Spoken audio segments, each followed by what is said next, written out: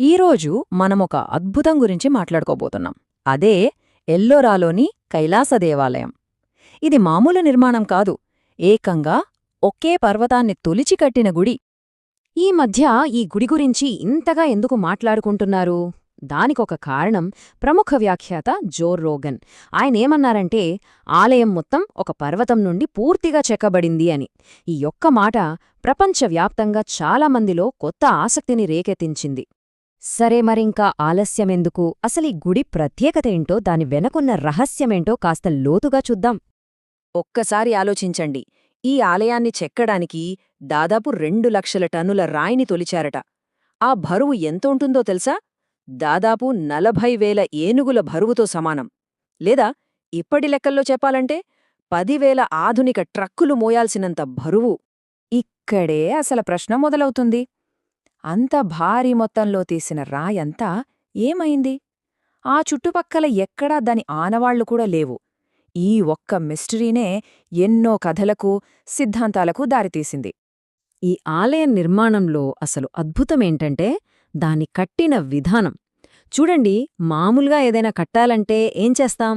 పునాది వేసి కిందనుంచి పైకి కడతాం కదా. కాని కైలాస దేవాలయం సరిగ్గా దీనికి రివర్స్. పైన మొదలుపెట్టి కిందకి చెక్కుకుంటూ వచ్చారు.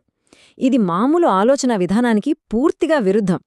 అందుకే ఇంత అసాధ్యమైన పని వెనుక ఉన్న రహస్యమేంటని చాలా కథలు పుట్టుకొచ్చాయి. కొన్ని పురాణాలైతే, మరికొన్ని ఆధునిక సిద్ధాంతాలు. వాటి గురించి ఇప్పుడు చూద్దాం. స్థానికంగా ఒక కథ ప్రచారంలో ఉంది. కథాకల్పతరు అనే పుస్తకంలో దీని గురించి చెప్తారు. మణికవతి అనే రాణి తన భర్త ఆరోగ్యం బాగుపడితే శివాలయం కట్టిస్తానని మోకుకుందట.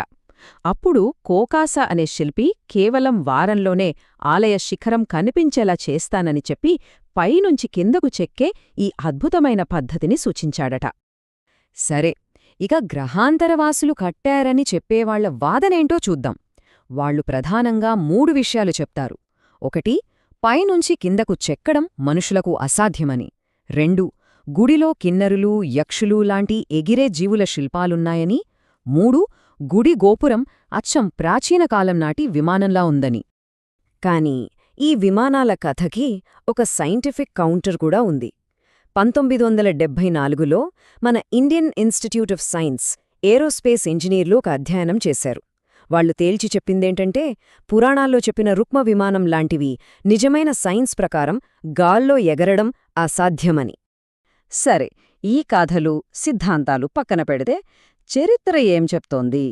అసలు దీన్ని కట్టిందెవరు? ఆ ఆధారాలేంటో ఇప్పుడు చూద్దాం. దీనికి సంబంధించి మనకు దొరికిన ఒక బలమైన ఆధారం బరోడా రాగి శాసనాలు. ఇవి రాష్ట్రకూట వంశానికి చెందినవి. ఆ శాసనాల ప్రకారం మొదటి కృష్ణరాజు అనే చక్రవర్తి ఎల్లోరాలో ఒక అద్భుతమైన శివాలయాన్ని నిర్మించాడని స్పష్టంగా ఉంది. అసలు విషయమేంటంటే, రాష్ట్రకూటులకు ఇది కొత్త విద్యేం కాదు. వాళ్లకు రాళ్లను తొలిచి నిర్మాణాలు చేయడమనేది అప్పటికే బాగా తెలుసు. ఎల్లోరాలోని 11, 12, 15వ గుహలను చూస్తే మనకే అర్థమవుతుంది.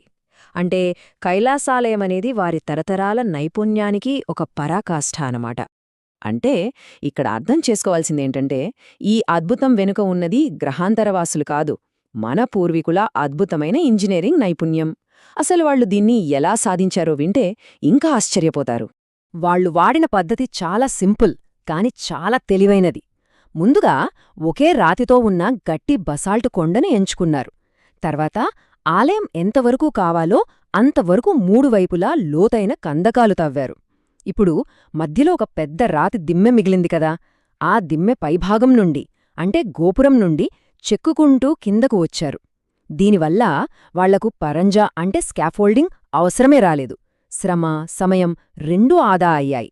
మరి అంత గట్టి బసాల్ట్ రాయిని ఎలా పగలగొట్టారనుకుంటున్నారా? దానికి వాళ్లు వాడిన టెక్నిక్ పేరే హైడ్రాలిక్ ఎక్స్పాన్షన్. ఈ టెక్నిక్ వినడానికి సింపుల్గా ఉన్నా చాలా పవర్ఫుల్. ఏం చేసేవారంటే, రాతిలో ఉన్న పగుళ్లలోకి ఎండిన చెక్క దుంగలను సుత్తితో బలంగా కొట్టేవారు. ఆ తర్వాత వాటిపై నీళ్లు పోసేవారు. నీటిని పీల్చుకున్న చెక్క ఉబ్బి విపరీతమైన ఒత్తిడిని సృష్టిస్తుంది. ఆ ఒత్తిడికి ఎంతటి గట్టి బసాల్ట్ రాయి అయినా సరే పగిలిపోతుంది. ఎంత తెలివైన ఆలోచన! ఇన్ని ఆధారాలున్నా వాళ్ళు వాడిన టెక్నిక్స్ గురించి తెలిసినా ఇప్పటికీ ఈ గుడి చుట్టూ ఎన్ని మిస్టరీలు, ఇన్ని కథలు ఎందుకున్నాయి? దానికి కారణం సింపుల్. ఎక్కడైతే మనకు పూర్తి సమాచారం ఉండదో, అంటే ఈ గుడి నిర్మాణం గురించి రాతపూర్వకంగా ఎలాంటి పూర్తి రికార్డులు లేకపోవడం వల్ల ఆ ఖాళీని ఇలాంటి ఊహాగానాలు, కథలు వచ్చి నింపేస్తాయి. అవును, మరి మనం మొదట్లో అనుకున్నాం గదా, ఆ 2 లక్షల టన్నుల రాయి ఏమైంది అని. ఆర్కియాలజిస్టులు ఏమంటున్నారంటే, ఆ రాయిని ఎక్కడా దాచిపెట్టలేదు, దాన్ని చుట్టుపక్కలున్న చిన్న చిన్న నిర్మాణాలు కట్టడానికి, గ్రామాలు నిర్మించడానికి వాడేశారని. అంటే ఆ మిస్టరీకి సమాధానం చాలా సింపుల్. అందుకే ఒక్కోసారి కట్టుకథల కన్నా నిజాలే మనల్ని ఎక్కువ ఆశ్చర్యపరుస్తాయి, స్ఫూర్తినిస్తాయి.